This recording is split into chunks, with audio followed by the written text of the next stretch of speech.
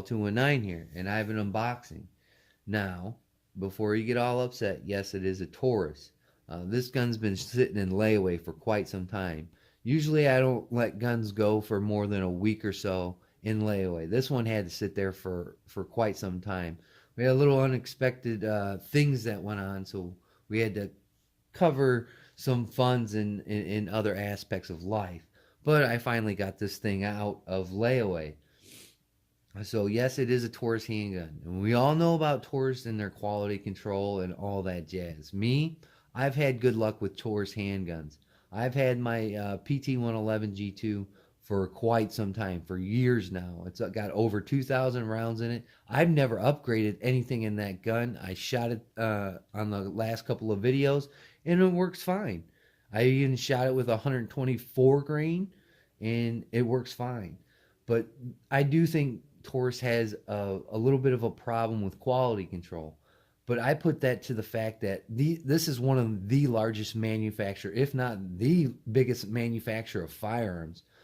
They put out a lot of guns, and they're budget minded, and they're affordable. So I think that's where their quality control issues come into. I mean, their guns are sub $200 at times. You can find those G2Cs for like $179 online, or sometimes at your local shop. So you got to understand, those guns are mass produced. They are put out like nobody's business. So you're bound to find a lemon once in a while in these handguns because they're so mass produced. Does that, solidify that, it's okay for them to have a lemon once in a while? No, it's not. I think if you put out a product, it should work correctly. But then you look at SIG and their troubles with the 365, and then back in the day when Glocks were blowing up and all that jazz. Every company's bound to make a lemon. I had a Bursa 380 that just would not run. I put 100 rounds through it. I'm like, oh, this is a pretty good gun. And then after that, it was just nothing but problems. I ended up getting rid of that gun. So everybody's bound to make one. So let's get into this unboxing. Yes, it is a Taurus, and Taurus has stepped up their game a little bit in their packaging department, I see. Now, when I was in India, I checked out their booth, and I was really impressed with a certain gun they had. And this is the one that they had there. It fit my hand. I could easily reach the controls with my mediocre small hands, first world problems, get them small hands. And it really interested me. And I don't normally get all the cool new guns in my area. It takes, sometimes a year or so for these things to trickle in unless I find them, further down in southern Indiana.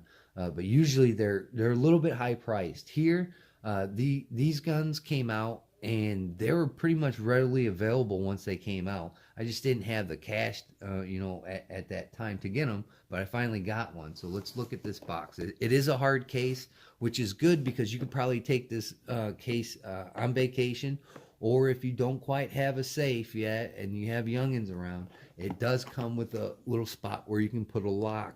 You're going to need one of those big longer ones, but it's still, you can lock this case off. Is it going to prevent theft or anything? Probably not, but it'll prevent a little kid from getting in there. Also, it comes with some good foam in there, some good quality foam padding, I think. So that's cool. That's a step above, usually what you get with Taurus handguns.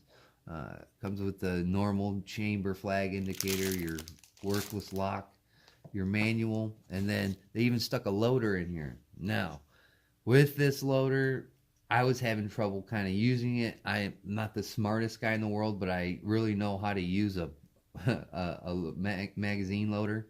So I'm not particularly fond of this one. I use my Uplula, and if you don't have one of those, you should get one. They work wonders. It came with this thing. I guess I could use it if I was in a pinch, but I don't recommend using this thing. But kudos to Taurus. It's a budget handgun. They threw that in there. This is a gun from the TH series from Taurus. This is some of the new guns. I believe this one's going to take the place from that old PT-709 kind of style of guns. So we'll put all this crap back in there, move it over, and we'll take a look at the gun. Now there is some pros and cons to this gun. First of all, it looks decent. It looks all right. It's not ugly. There's some features on it that I'm not a big fan of, and there's other features that I'm a huge fan of. So with this gun, it costs 319. So you add your crappy little tax there. You know, all in said and done, I think it was like 335, 340 bucks, something like that. It was in that range, so it's affordable. But with this gun, it came with two magazines right here. It came with a 17 rounder, and the tag, I don't know where my little tag is. I had a slip that was on this gun. It said it came with an 11 rounder. But if you look at this one, if I can get it up there, it'll focus. This is a 13 round magazine, so it didn't come with. I was like, 11 rounds, kind of like the PT-111, but no, this is a 13 rounder. So they mismarked that on there. So, well, now they know if they ever watch my video. It does have the little curvature right here on both magazines for strip and rip in case you have a malfunction. So that's good. Metal magazines, they are loaded, so I'm ready to go to the range and test this gun out. But it has the yellow follower in there.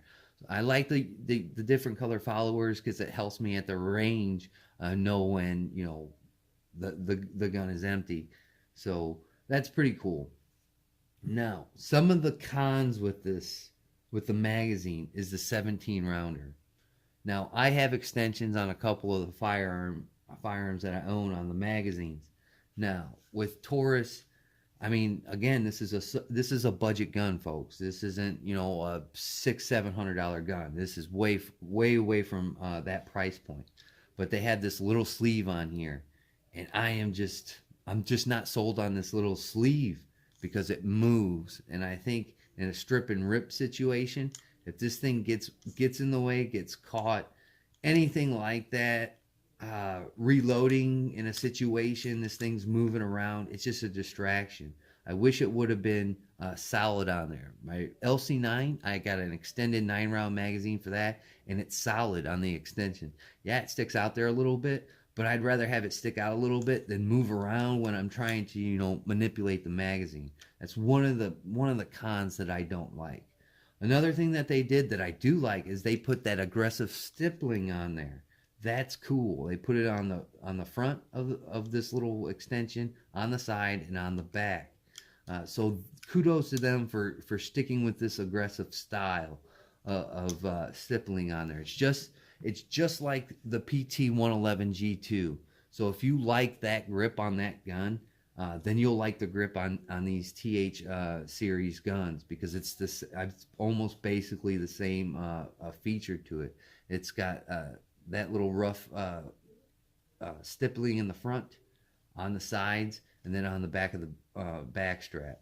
So that's good. I like it. I like the gun with an aggressive grip on there because I do shoot in an area that kind of in the summertime gets a little bit warm, and it gets a little bit of moisture built up on my hands while I'm shooting. So this helps me grip the firearm so I can keep control of it.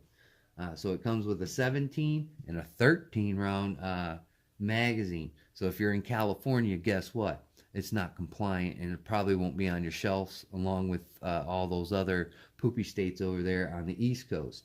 Magazine release on there, pretty good. It falls free. I gotta have to work this one a little bit because the gun is brand new, so at times it's a little tough to get out of there, but the more you use the gun, the more you can break it in. And some of the other features that I like is this is a hammered fire gun, and guess what? You have a decocker on there, all right, and it acts as a safety if you're one of those people that aren't sure or new to conceal and carry or something like that. That'll give you a peace of mind, so you can decock the firearm and throw your safety on there if that makes you feel a little bit better. So that's a great feature of this gun, and it's very audible. So you know when it's going to be on safe and when it's off of there. So that's really cool. So I'm digging that. The slide stop, slide release is really sticking out there kind of far, which is decent.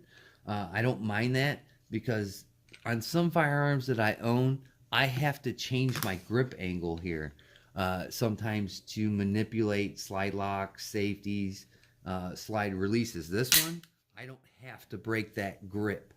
I can keep my grip right there. So that's another thing that drew me to this gun, because you know, first world problems. I got small little guy hands, so I can manipulate the controls on there. A lot of the other guns that I've seen around here in the TH series have been ambidextrous. This one, the only thing that's ambidextrous is the mag release. You don't have any of the other, the safety decocker or the slide lock, slide release, whatever you want to call it, on the other side of the gun. I've seen a couple of guns on the internet that had this, but my shop did not have it. But, you know, I'm not a wrong-handed shooter. But another thing that I like about it, it has your rail accessory. I'm not a huge laser light kind of guy, but if I wanted to put one on here, bada bing, bada boom, you can put one on there. So that's good. Take note, Glock. This is a budget handgun. It's not the prettiest, and neither is a Glock, but it comes with metal sights. These are metal sights. So the budget guns are putting metal sights on their handguns. Glock, it doesn't take that much. But that's something that's really cool. I like it. It's very interesting, and they're adjustable, so you can drift them the way you need them. I want to see if there's any kind of different accessories for it. Taurus isn't really known for aftermarket parts, but they're starting to creep in there. The G2Cs have the guide rod, and you can get some different sights to put on there. There's not a huge aftermarket for Taurus, but I think they'll come along with that sometime in the future. Now, with this sight, it does have a little ledge here in the front that you could possibly rack this off, maybe your belt or the edge of a table. I wouldn't rely on that, but you could possibly do it. Another thing that I like about this gun is the takedown process. It's the 2-tab takedown process. We live in a world now where guns are, you know, at their peak of being reliable and easy to maintain. Maintenance is another thing I think gun owners, and especially first-time gun owners, look for, because they might get intimidated for breaking down the gun. I love the 2-tab system. Some people don't.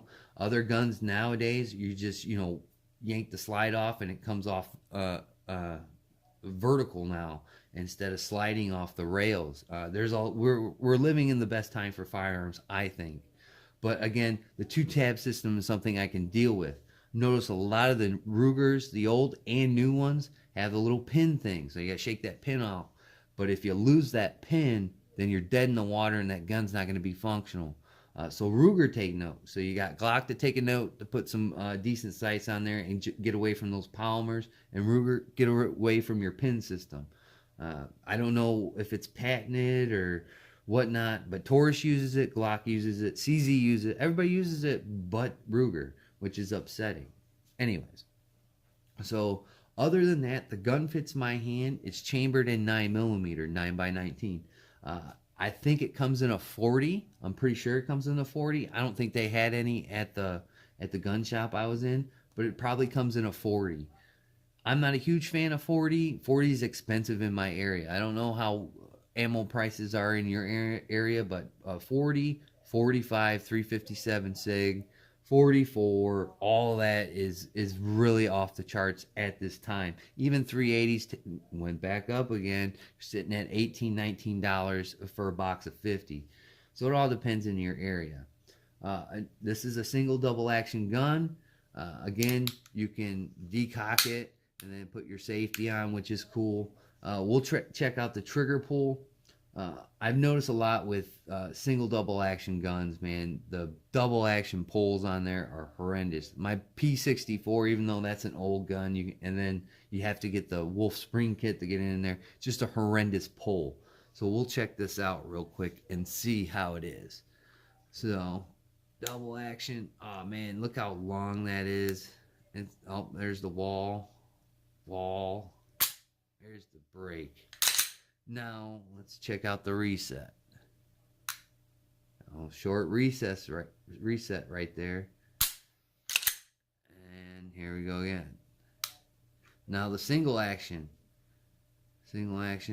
there's a little bit, it's spongy. There's some take up there. Look at that. There's some take up there, so it's not great, but it breaks right there, and the reset right there. There it is. So that's good.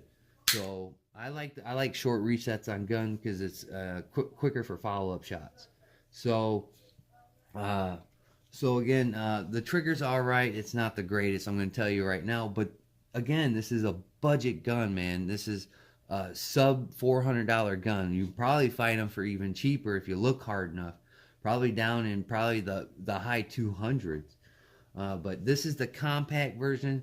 They also have a full-size version. I like the full-size version, but as we put this 17 rounder in there with that extension on there, that'll hold you guys with your big meat hooks.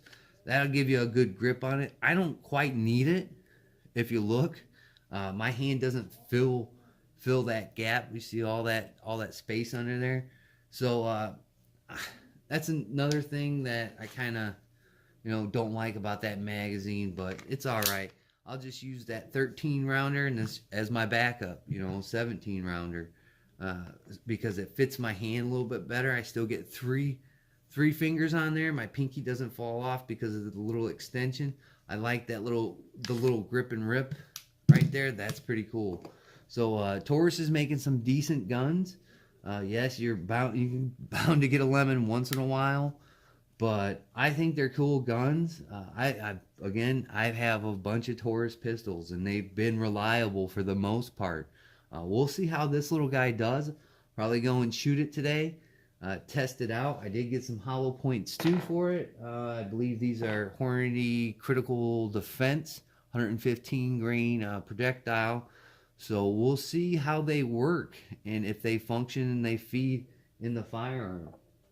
I did want to tell you, I saw a video where this gun was doing either a light primer strike or the round wouldn't go off with a good primer strike. I think it was the ammo that they were using, but I could be wrong. I don't know. Every gun is made differently. If you got a gun that was made on a Monday, you're probably out of luck, and if you had a gun that's made on a Friday, you're probably out of luck, as they say. So we don't know. We're gonna shoot this gun, see how it feels, see how controllable it is, see the recoil in it. We'll try the single double action, both of them, see which one is pretty good.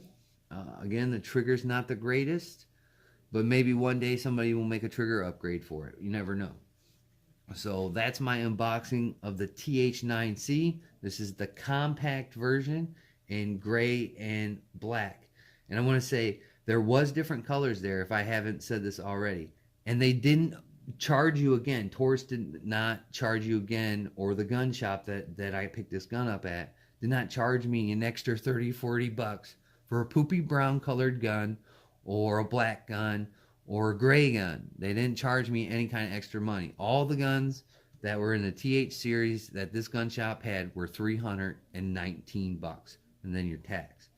So I feel that's cool. Then you can have a different colored gun. I'm not a huge fan of different colored guns, but I figured I'll go with the gray one. If that makes subscribers a little bit happier, makes it look a little bit more tactical, I guess, tactical stuff. But we'll try this gun out. We'll give it a show and see if it holds true to being one of a good budget buys. Again, I checked them out at the show, and I said, as soon as I get home, I'm going to look for this gun and buy it and see how it works. So again, that's all done. I would like to thank my new and old subscribers and just the people that zip through my channel. I greatly appreciate it, guys. Thank you for all the kind donations, the likes, the comments, the subscribing, hitting the bell notification, all that stuff. That works wonders just as much as that $1. So I encourage you to go watch all your favorite gun content, and especially comment, interact, and share their stuff. And if you can, give them a donation or buy a patch from them. Do something to help gun channels stay on the air, because YouTube is on the warpath, and they are continuously harassing gun channels and demonetizing them left and right. It takes a little bit of scratch to do videos, to produce videos, and all that jazz. So I don't look at it as e-begging. I look at it as helping the Second Amendment and helping the gun community, as they say, look at these firearms and draw an opinion, and you might go out and buy one of these guns, and you might actually like it, and you might actually carry it, and it might actually save your life. So go do all the stuff that I just said. And again, I want to thank you, and like always, I'll catch you on the next one.